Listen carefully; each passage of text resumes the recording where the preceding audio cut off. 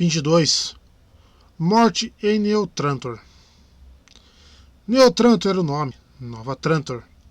E quando você diz o nome, esgota de uma só tacada todas as semelhanças da Nova Trantor com a grande original.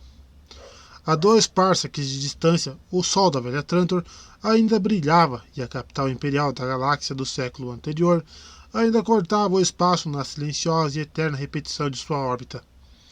Até havia quem habitasse a velha Trantor. Não era muita gente, uns 100 milhões talvez, onde 50 anos antes, 40 bilhões a haviam enxameado. O imenso mundo metálico estava em pedaços. As imensas escarpas das multitudes da base única que abraçava o mundo estavam rasgadas e vazias, ainda mostrando os buracos originais de explosões e bombardeios, e fragmentos do grande saque de 40 anos antes. Era estranho que o mundo que tinha sido o centro da galáxia por 2000 anos, que havia governado o espaço ilimitado e sido lar de legisladores e governantes cujos caprichos cobriam parsecs, pudesse morrer em um mês. Era estranho que o mundo que havia permanecido intocado durante as vastas ondas de conquista e recuo de um milênio, e igualmente intocado pelas guerras civis e revoluções palacianas de outros milênios, pudesse morrer um dia. Era estranho que a glória da galáxia fosse um cadáver apodrecido e patético, pois séculos se passariam antes que as poderosas obras de 50 gerações de humanos apodrecessem a ponto de não mais poderem ser usadas. Somente as forças decadentes dos próprios homens as tornavam inúteis agora. Os milhões que ficaram depois que bilhões morreram rasgaram a base de metal brilhante do planeta e expuseram um solo que não sentira o toque do Sol em 1000 anos. Cercados pelas perfeições mecânicas dos esforços humanos, englobados pelas maravilhas industriais da humanidade libertada da tirania do meio ambiente, eles voltaram à Terra. Nos imensos espaços liberados de tráfego, o trigo e o milho cresceram. À sombra das torres, ovelhas pastavam. Mas Neotrantor existia, um obscuro planeta vilarejo afogado nas sombras da poderosa Trantor. Até que uma família real fugisse às pressas do fogo e do tumulto do grande saque, corresse para lá como seu último refúgio, e por ali resistisse, mal e mal, até que a onda estrondosa da rebelião acabasse. Lá, ela governou um esplendor fantasmagórico sobre um resto cadavérico do Império. 20 mundos agrícolas eram um Império Galáctico. Dagobert IX, governante de 20 mundos de nobres meditabundos e camponeses mal-humorados, era o imperador da galáxia, senhor do universo. Dagobert IX tinha 25 anos do dia sangrento em que chegara com seu pai a Neotrantor. Seus olhos e sua mente ainda estavam vivos com a glória e o poder do Império de outrora, mas seu filho, que um dia poderia vir a ser Dagobert X, nascera em Neotrantor. 20 mundos eram tudo o que ele conhecia. O carro aéreo aberto de George Comasson era o primeiro veículo de seu tipo em toda Neotrantor, e afinal de contas, com justiça. Isso não se devia somente ao fato de que Comasson era o maior dono de terras de Neotrantor. Começava por aí, pois nos primeiros dias ele havia sido o companheiro e gênio maligno de um jovem príncipe que repousava inerte nas garras dominadoras de um imperador de meia-idade. E agora ele era o companheiro e ainda gênio maligno de um príncipe de meia-idade que odiava e dominava um velho imperador. Então, George Comasson, em seu carro aéreo em acabamento de madrepérola e ornamentos de ouro e lumetron, não precisava de brasão de armas para identificar o proprietário, inspecionava as terras que eram suas, e os quilômetros de trigos que eram seus, e as imensas colheitadeiras e debulhadoras que eram suas, e os fazendeiros e arrendatários e técnicos de maquinário que eram dele, e pensavam cuidadosamente em seus problemas. Ao seu lado, seu chofer curvado e envelhecido guiava a nave gentilmente por entre os ventos, mais altos, e sorria. George Comasson falava para o vento, o ar e o céu. Você lembra do que lhe falei, Inkeney? Os finos cabelos grisalhos de Inkeney voavam levemente ao vento. Seu sorriso cheio de falhas aumentou ao estilo de seus lábios finos e as rugas verticais das bochechas se aprofundaram, como se estivesse mantendo um segredo eterno de si mesmo. O sussurro de sua voz assoviava por entre os dentes. Eu me lembro, senhor, e pensei nisso. E o que você pensou, Inkeney? A pergunta lhe mostrava impaciência. Inkeney se lembrou de que já fora jovem e bonito, um lord na velha Trantor. Inkney se lembrou de que era um ancião desfigurado em New Trantor, que vivia por graça do escudeiro George Commerson e pagava pela graça emprestando sua astúcia quando solicitada. Suspirou muito suavemente e voltou a murmurar. Visitantes da fundação, senhor, são uma coisa conveniente para se ter. Especialmente, senhor, quando vêm com uma única nave e um único guerreiro. Eles podem ser bem-vindos. Bem-vindos? Disse Commerson mal-humorado. Talvez, mas esses homens são mágicos e podem ser poderosos. Pff, resmungou Inkney. As névoas da distância ocultam a verdade. A fundação é apenas um mundo. Seus cidadãos são apenas homens. Se você os desintegra, eles morrem. Inkney mantinha a nave em seu curso. Um rio era uma faixa brilhante e tortuosa lá embaixo. Ele sussurrou. E não existe um homem de quem eles falam agora, que mexe com os mundos da periferia? Commoção subitamente ficou desconfiado. O que você sabe sobre isso? Não havia sorriso no rosto de seu chofer. Nada, senhor. Foi apenas uma pergunta sem maldade. A hesitação do escudeiro foi curta. Ele disse de um jeito brusco e brutal. Nada que você pergunte sem maldade e seu método de obter informações ainda vai colocar seu pescoço esquálido num pelourinho. Mas eu já sei. Esse homem é chamado de Mulo e um de seus súditos esteve aqui há alguns meses para tratar de negócios. Eu espero outro, agora, para concluí-los.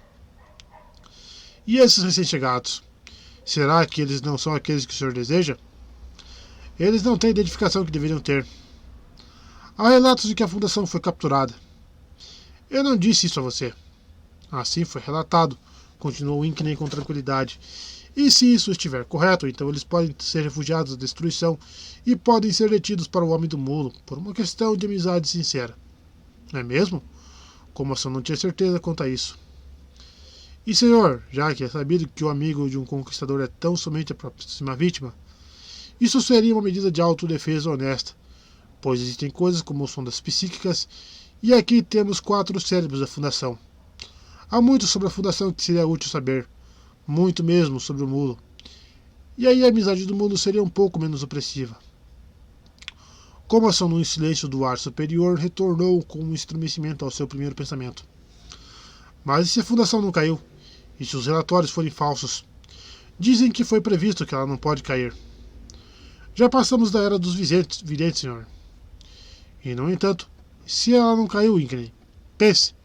E se ela não caiu? O Mulo me fez promessas, é verdade. Ele havia ido longe demais e voltou ao que estava dizendo. Isto é, ele se gabou. Mas falar é fácil, fazer é complicado. Inkney riu sem fazer barulho. Fazer é complicado, é verdade, até que comece a ser feito. Poucas coisas são mais temidas que uma fundação no fim da galáxia. Ainda há o príncipe, Commoção murmurou quase para si mesmo. Então ele também lida com o Mulo, senhor? Commoção quase não conseguia reprimir a mudança de sua expressão para uma de complacência. Não inteiramente, não como eu lido. Mas está ficando mais louco, mais incontrolável. Está possuído por um demônio. Se eu agarrar essas pessoas e ele as levar para uso próprio, pois ele não deixa de lá de ter uma certa astúcia, ainda não estou pronto para enfrentá-lo. Franziu a testa e suas bochechas pesadas caíram com desgosto. Eu vi esses estranhos por alguns momentos ontem, disse o chofer grisalho de modo irrelevante. Aquela morena é uma mulher estranha. Ela caminha com a liberdade de um homem e é de uma palidez impressionante contra o brilho negro dos cabelos. Havia quase um calor no sussurro rouco da voz envelhecida, o que fez com que Commoção se virasse, surpreso para ele. Inkney continuou. A astúcia do príncipe, acho eu, não é imune a um acordo razoável. O senhor poderia ficar com o resto se lhe deixasse a garota. Uma luz se acendeu em Commoção. Um pensamento de verdade. Inkney, meia volta. E Inkney, se tudo correr bem, vamos discutir depois essa questão de sua liberdade. Foi com um senso quase supersticioso de simbolismo que Commoção encontrou uma cápsula pessoal esperando por ele em seu estúdio particular quando retornou. Ela havia chegado por um comprimento de onda conhecido por poucos. Commoção deu um sorriso enorme. O Homem do Mulo estava chegando e a fundação havia caído de fato. As visões nebulosas de Baita, quando ela as tinha, de um palácio imperial, não batiam com a realidade, e dentro dela havia uma vaga sensação de decepção. O aposento era pequeno, quase simples, quase comum.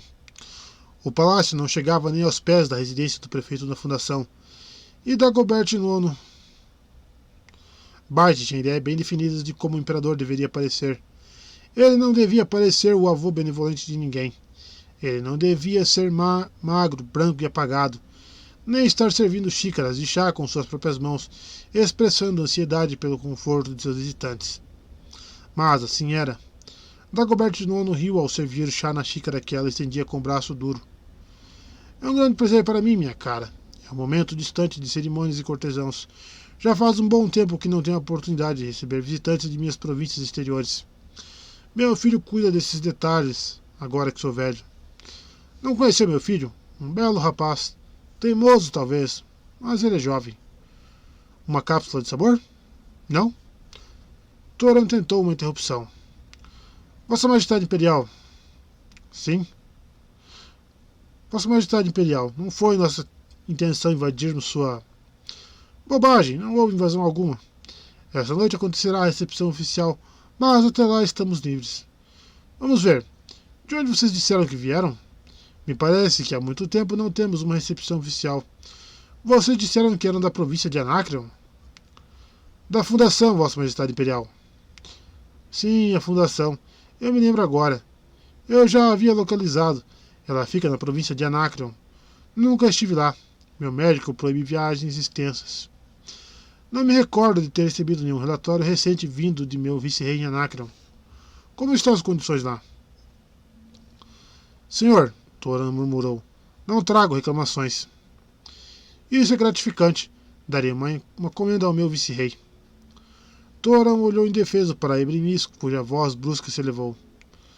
Senhor, foi-nos dito que é necessária a vossa permissão para visitar a biblioteca da Universidade Imperial em Trantor. Trantor? O imperador questionou suavemente. Trantor? Então uma expressão de dor e dúvida atravessou seu rosto magro. Trantor, ele sussurrou. Agora me lembro. Estou planejando agora retornar lá com uma frota imensa de naves atrás de mim. Vocês virão comigo. Juntos destruiremos o rebelde Gilmer. Juntos restauraremos o Império. Suas costas curvadas haviam se endireitado. Por um momento seus olhos ficaram duros. Então ele piscou e disse baixinho. Mas Gilmer está morto. Acho que me lembro. Sim, sim. Gilmer está morto. Trantor está morto. Por um momento me pareceu que... De onde foi que vocês disseram que vieram mesmo? Magnífico sussurrou para Baita. Este é de fato o imperador? Pois de algum modo pensei que imperadores fossem maiores e mais sábios do que homens comuns. Baita fez um gesto para que se calasse. Se Vossa Majestade Imperial apenas assinasse uma ordem permitindo que fôssemos a Trantor, ela falou, seria uma grande ajuda para a causa comum. Para Trantor? O imperador parecia não compreender nada.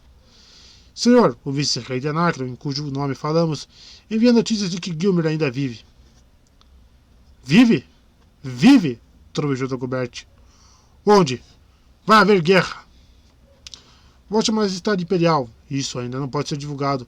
A localização dele não é certa. O vice-rei nos enviou para avisá-lo do fato, e é somente em Trantor que podemos localizar seu esconderijo. Uma vez descoberto... Sim, ele precisa ser encontrado. O velho imperador caminhou com dificuldade até a parede e tocou a minúscula fotocélula com o dedo trêmulo. Ele resmungou depois de uma pausa ineficiente. Meus serviçais não vêm. Não posso esperar por eles. Ele estava rabiscando uma folha em branco e terminou com um floreado D. Gilmer ainda conhecerá o poder de seu imperador. De onde vocês vieram? Anacreon? Quais são as condições lá? O nome do imperador ainda é poderoso? Baita pegou o papel de seus dedos fracos. Vossa Majestade Imperial é amada pelo povo. Seu amor por eles é amplamente conhecido. Deveria visitar o bom povo de Anacreon, mas o médico diz... Não me lembro o que ele diz, mas... Levantou a cabeça, os velhos olhos cinzentos vívidos. Vocês diziam alguma coisa sobre Gilmer? Não, Vossa Majestade Imperial. Ele não avançará mais. Voltem e digam isso a seu povo. Trantor resistirá. Meu pai lidera a frota agora, e o verme rebelde Gilmer congelará no espaço com sua ralé regicida. Sentou-se com dificuldade e seus olhos perderam o foco uma vez mais. O que eu estava dizendo? Toran se levantou e se curvou numa grande mesura.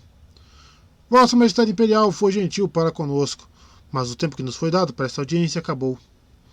Por um momento, Dagobert IX pareceu, de fato, o imperador, ao se levantar e permanecer ereto, enquanto, um a um, seus visitantes recuavam em direção à porta. Onde 20 homens armados apareceram e formaram um círculo ao redor deles. Uma arma de mão soltou um relâmpago. Para Baita, a consciência voltou devagar, mas sem a sensação de onde estou? Ela se lembrava claramente do estranho velho que se dizia imperador e dos outros homens que estavam esperando do lado de fora.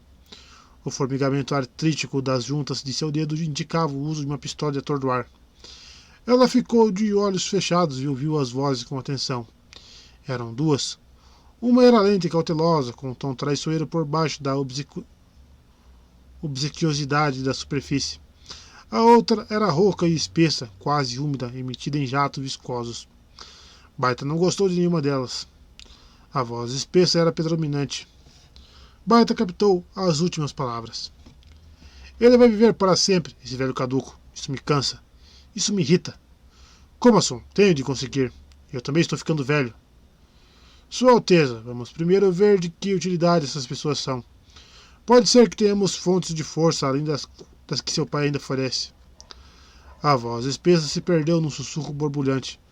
Baita só pegou as palavras, a garota, mas a outra voz, montuosa, era um riso baixinho, mau e asqueroso, acompanhado por uma fala camarada quase condescendente. Dagobert, você não envelhece. Quem diz que você não parece um jovem de 20 anos mente. Eles riram juntos e o sangue de Baita gelou nas veias. Dagobert, Sua Alteza. O velho imperador havia falado de um filho teimoso e a implicação dos sussurros agora calava fundo dentro dela. Mas essas coisas não aconteciam com pessoas da vida real. A voz de Toran surgiu em uma lenta e dura torrente de palavrões. Ela abriu os olhos e os de Toran, que já fixavam, demonstraram grande alívio. Ele disse feroz. Este ato de banditismo será condenado pelo imperador. Liberte-nos! Baita percebeu então que seus pulsos de tornozelos estavam presos à parede e ao chão por um campo atrator apertado.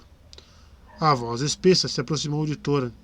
Ele era barrigudo, tinha olhos de peixe morto e os cabelos rareavam. Seu chapéu bicudo tinha uma pena alegre e o gibão tinha bordas de espuma de metal prateada. Ele deu um sorriso desdenhoso com uma grande diversão. O imperador? O pobre e louco imperador? Eu tenho passe dele, nenhum súdito pode nos prender. Mas eu não sou súdito, disse do espaço. Eu sou regente e príncipe, e como tal devo ser tratado. E quanto ao meu pobre pai idiota, ver visitantes ocasionalmente o diverte. Ele e nós lhe fazemos as vontades. Isso agrada às suas fantasias pseudo-imperiais, mas naturalmente não tem nenhum outro significado. E então ele se colocou diante de Baita e ela olhou para ele com desprezo. Ele se inclinou para a frente e seu hálito tinha um frescor avassalador. Os olhos dela são bonitos, Comasson. Ela é ainda mais bonita com eles abertos. Acho que vai servir. Será um prato exótico para um gosto enfastiado, hein? Tora manifestou uma vontade louca e fútil de pular em cima do príncipe regente, que ele ignorou. E Baita sentiu o gelo nas veias subir até a pele. Ebremis ainda estava desmaiado, a cabeça pendendo fraca sobre o peito, mas com uma sensação de surpresa. Baita reparou que os olhos de Magnífico estavam abertos. Bem abertos, como se estivessem acordados há muitos minutos. Os grandes olhos castanhos giraram na direção de Baita e a fitaram de dentro de um rosto inchado. Ele gemeu e acenou com a cabeça na direção do príncipe. Aquele ali pegou meu Visissona. O príncipe regente se virou subitamente na direção da voz. Isso aqui é seu, monstro? Ele tirou o instrumento que estava pendurado em seu ombro suspenso por sua alça verde, e que até então não havia sido notado por Baita. Ele deu desajeitado, tentou tocar um acorde e o esforço não deu em nada. Você sabe tocar isso aqui, monstro? Magnífico sentiu uma vez. Toran disse subitamente. Você sequestrou uma nave da Fundação. Se o Imperador não nos vingar, a Fundação o fará. Foi o outro, Comerson, que respondeu devagar. Que fundação? O mulo não é mais o mulo. Para isso não havia resposta. O sorriso do príncipe mostrava grandes dentes irregulares. O campo de força que prendia o palhaço rompeu-se e ele foi colocado em pé sem a menor gentileza. O Visisonor foi empurrado para suas mãos. Toque para nós, monstro, disse o príncipe. Toque para nós uma serenata de amor e beleza para nossa dama estrangeira aqui. Diga a ela que a prisão do meu país de meu pai não é nenhum palácio, mas que posso levá-la a um onde ela poderá nadar em água de rosas e conhecer o amor de um príncipe. Cante o amor de um príncipe, monstro. Ele pôs uma coxa grossa em cima de uma mesa de mármore e ficou balançando a perna, distraído, enquanto seu olhar sorridente e apaixonado deixava a baita com uma raiva cada vez maior.